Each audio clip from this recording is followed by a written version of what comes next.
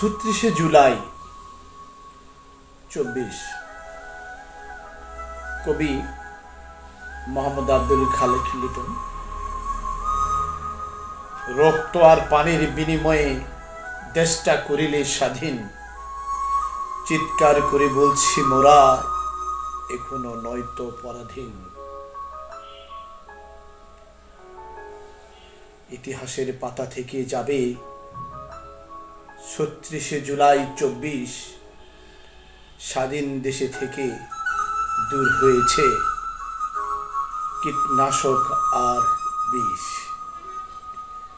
আনন্দে মুখরিত থেকো সবে সোনার বাংলাদেশ,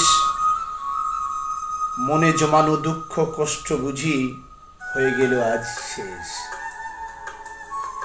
রক্তে রাঙানো জমিনের উপর দাঁড়িয়ে করল শপথ, স্বৈরাচারকে না তাড়িয়ে কেউ ছাড়বে না রাজপথ।